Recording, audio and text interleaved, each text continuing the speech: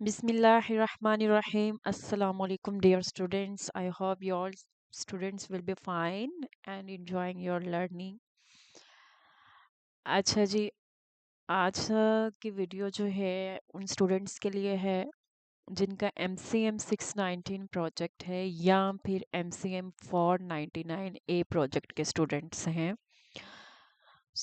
Video start करने से पहले मैं आप सब स्टूडेंट्स से ये कहूँगी कि अगर आप स्टूडेंट्स पेड प्रोजेक्ट हैंडलिंग चाह रहे हैं, किसी वजह से आपसे मैनेज नहीं हो रहा, तो मुझसे कांटेक्ट करने से पहले आपने यहाँ पे आके रिव्यूज़ ज़रूर चेक कर लेने हैं, अपनी तसल्ली कर लेनी है, देन जो है आप भी मुझे ज़रूरी है इस कांटेक्ट प्रोजेक्ट कर को सकते हैं पास as like paid article project writing handling के है लिए। इसके जिसमें अलावा आपको जी अगर आप मज़ीद वीडियोस रिव्यूज़ की देखना चाहते हैं तो आपने प्लेलिस्ट में चले जाना है और review students regarding project handling. ठीक है। ठीक है, तो मतलब ये यहाँ दोनों पे आपको चीज़ें आप 4 करेंगे वीडियोस तो शो ही हो आपकी जाएंगी, ये तो यहाँ इंटर्नशिप पे आप अपनी कंप्लीट तसल्ली कर होगी। सकते हैं, रिव्यूज़ चेक कर सकते हैं। अगर आप पेड प्रोजेक्ट अच्छा हैंडलिंग जी, करवाते हैं तो नेक्स्ट अगर इसमें हम आपको इंग्लिश के कंप्लीट प्रोजेक्ट्स की आपकी बात जितने करें भी तो असाइनमेंट्स इंग्लिश आएंगी में वो असाइनमेंट्स होंगी, रिवीजन्स इंक्लूडेड होंगे जो भी सुपरवाइज़र की सजेशंस हैं। और इसके अलावा जो है आपका प्रपोज़ल, आपका प्रोजेक्ट और पीपीटीज़ और वाइवे की तैयारी आपको करवाई जाएगी। ठीक है, तो ये फुली रिस्पॉन्सिबिलिटी के साथ आपका प्रोजेक्ट हैंडल किया जाता है। हम जो है अब अपनी असाइनमेंट को डिस्कस करेंगे कि जी आपको प्रपोज़ल किस तरह से बनाना है। अच्छा जी, सबसे पहले जी आपने टॉपिक सिलेक्शन करनी है। टॉपिक सिलेक्शन आप कर सकते हैं मास कम्युनिकेशन से रेलिवेंट किसी भी टॉपिक पे। ठीक है, उसमें आप प्रिंट मीडिया के हवाले से ले सकते हैं या इलेक्ट्रॉनिक मीडिया या सोशल मीडिया, एडवर्टाइजिंग या पब्लिक रिलेशन। इसमें किसी भी आप कैटेगरी में जो है अपना एरिया ऑफ इंटरेस्ट के अकॉर्डिंगली टॉपिक सेलेक्ट करेंगे। ठीक है, मेक श्योर कि आपका टॉपिक जो है वो वैलिड हो और उसमें आपने 4 चीज़ें जो हैं वो माइंड में रखनी है जब आपने टॉपिक सिलेक्शन करनी है।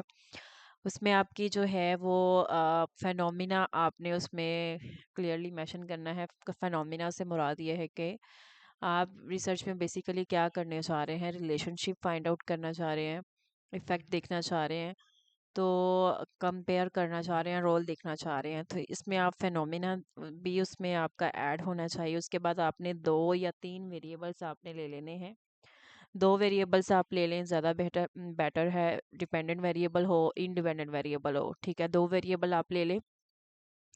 सब्जेक्ट का आपने ख्याल रखना है। सब्जेक्ट से मुराद ये है कि आपकी जो स्टडी है वो किस पे होगी, स्टूडेंट्स पे होगी, टीचर्स पे होगी, कम्युनिटी, यानी कि आप डाटा कलेक्शन जो है वो किस से करेंगे और आपकी पॉपुलेशन क्या होगी। तो ये 4 चीज़ें आपने माइंड में रखते हुए एक अच्छा टॉपिक डिज़ाइन करना है।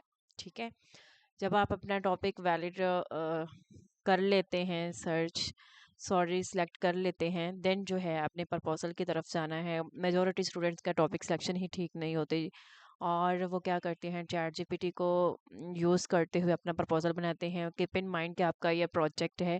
अगर आप चैट जीपीटी या किसी भी टूल को यूज़ करेंगे तो आपका जो प्रपोज़ल है वो रिजेक्ट हो जाएगा और आपको ज़ीरो इसके मार्क्स नहीं होते हैं, ये भी मैं आपको बता दूँ।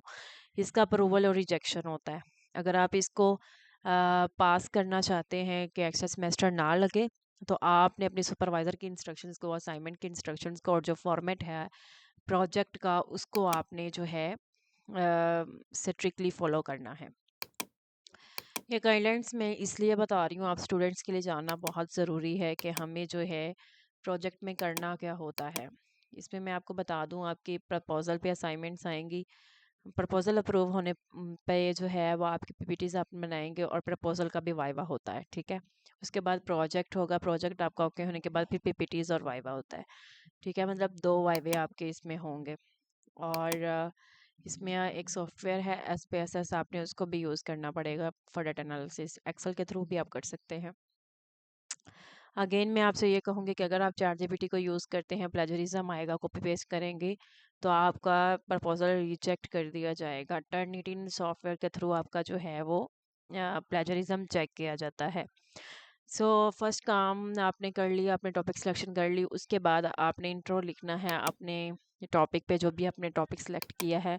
मेक श्योर कि आपका जो टॉपिक है यूनिक हो, वैलिड टॉपिक हो, और इन्हीं फील्ड में से जो है वो आपने जो है वो टॉपिक सिलेक्शन करनी है। उसके बाद लिटरेचर रिव्यू आपने 500 वर्ड्स का लिखना है, जिसमें आप गूगल स्कॉलर पे जाके जो है वो 2-3 स्टडीज़ जो हैं उनको रीड करेंगे, आर्टिकल्स रीड करेंगे, और फिर जो है वो उस पे अपना प्रपोजल पे वर्क करेंगे, लिटरेचर रिव्यू लिखेंगे। लिटरेचर रिव्यू होता है जो पहले से स्टडी हो चुकी होती है, ठीक है, जो पहले रिसर्चर्स ने जो है वो स्टडी कंडक्ट की होती है, ठीक है, तो वो आपका लिटरेचर रिव्यू होता है। उसके बाद आपने ऑब्जेक्टिव लिखने हैं, ऑब्जेक्टिव्स आपके जो है वो मेजरेबल होने चाहिए, ठीक है, और एक्शन वर्ब को यूज़ करते हुए जो है वो अपने ऑब्जेक्टिव बनाने हैं।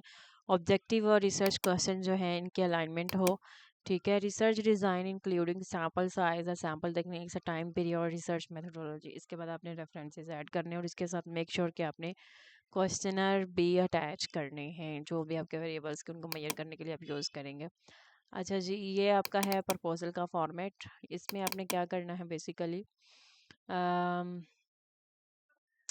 सबसे पहले आप टाइटल पेज पर आएंगे, जिसमें आपका टॉपिक आ जाएगा, जो भी आपने टॉपिक सेलेक्ट किया हुआ है। ये नेम आईडी ऑफ स्टूडेंट्स आ जाएगा, name of university, university logo और date of submission. Table of content आप बनाएंगे, ठीक है। उसके बाद चैप्टर नंबर 1 में आप इसी तरह सेम लिखेंगे, और इसमें सब हेडिंग देंगे इंट्रोडक्शन के। इंट्रोडक्शन में क्या होना चाहिए, प्रॉब्लम स्टेटमेंट होना चाहिए, और वेरिएबल्स की ऑपरेशनल डेफिनेशंस होने चाहिए, और कंसेप्ट होना चाहिए। थ्योरेटिकल फ्रेमवर्क आपने ऐड करना है, और डिस्क्रिप्शन आपने बतानी है। तो ये जो है मेन सब हेडिंग्स जो है इसमें आपने ऐड करनी है। उसके बाद लिटरेचर रिव्यू आप ऐड करेंगे, include the researches that have been done on the topic variables, all the work with has done should be searched from books, research journal, or the purpose of literature is to detect what aspects of the topic have been explored and which areas need further investigation, ठीक है। और इसके अलावा जो है आपने significance लिखना है। सिग्निफिकेंस से मुराद ये है कि इम्पोर्टेंस क्या है, इस ये रिसर्च जो है वो क्यों कंडक्ट की गई, और इस स्टडी के आउटकम्स क्या हो सकते हैं, ठीक है। तो ये इन तमाम जो है पॉइंट्स को माइंड में रखते हुए आप सिग्निफिकेंस लिखेंगे। सिग्निफिकेंस आप 1 या 2 पैराग्राफ में लिख सकते हैं। ऑब्जेक्टिव्स आप लिखेंगे 2-3 ऑब्जेक्टिव आप लिख लें, हाइपोथेसिस आप डिज़ाइन कर लें। उसके बाद मेथोडोलॉजी आ जाएगी। मेथोडोलॉजी में जो है आपने जो है वो सारी चीज़ें लिखनी है, जैसे आपकी जो रिसर्च की टाइप है वो क्वांटिटेटिव है या क्वालिटेटिव है। आप डाटा कलेक्शन टूल कौन सा यूज़ करेंगे, क्वेश्चनर यूज़ करेंगे, इंटरव्यू यूज़ करेंगे, और या ऑब्जर्वेशन, ठीक है। टारगेट पॉपुलेशन आपकी क्या होगी, जैसे कि मैंने आपसे पहले कहा था कि टॉपिक सिलेक्शन करते वक्त आपने इस चीज़ को मेक श्योर करना है कि जी आपकी पॉपुलेशन क्या होगी। पॉपुलेशन से मुराद ये है कि आप कहाँ से डाटा कलेक्ट करेंगे, किन लोगों से डाटा कलेक्ट करेंगे, ठीक है। और सैम्पलिंग टेक्निक आपने बतानी है। अगर आपने एस टी 630 सब्जेक्ट पढ़ा हो, उसमें आपने पढ़ा होगा probability sampling technique, non probability. Probability में हमें पॉपुलेशन का पता होता है, नॉन प्रोबेबिलिटी में हमें नहीं पता होता। तो वो सैम्पलिंग टेक्निक आपने बतानी है, आप कौन सी यूज़ करेंगे, रैंडम है, सर्टिफाइड है, कन्वीनियंस है, पर्पसिव है। डाटा कलेक्शन आप किस तरह से करेंगे, ठीक है, ये सारी चीज़ें आप बताएंगे। और डाटा प्रोसेसिंग आप किस तरह से करेंगे SPSS सॉफ्टवेयर को यूज़ करते हुए। अच्छा, SPSS सॉफ्टवेयर आपके पास ये ज़रूर होना चाहिए। अगर आप प्रोजेक्ट अपना खुद बना रहे हैं, इसको यूज़ करने का सारा तरीका आपको आना चाहिए। अगर आप इसको इंस्टॉल करना चाहते हो तो मेरे चैनल पे जो है ये इसकी वीडियो लगी हुई है, वो भी मैं आपको दिखा देती हूँ, ठीक है।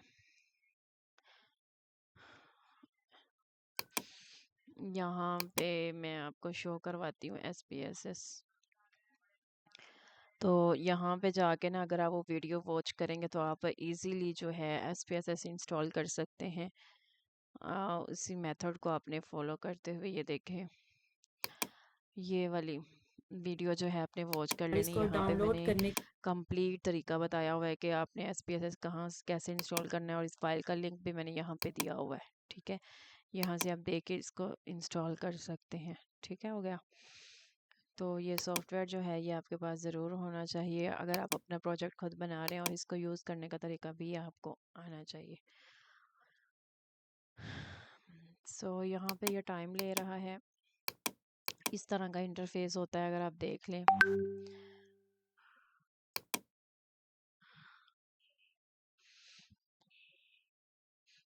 ये देखें, आप देख सकते हैं मेरे पास SPSS जो है ये ओपन हो चुका है। ये देख ले, ये इस तरह से एसपीएसएस होता है इंटरफेस इसका। तो यहाँ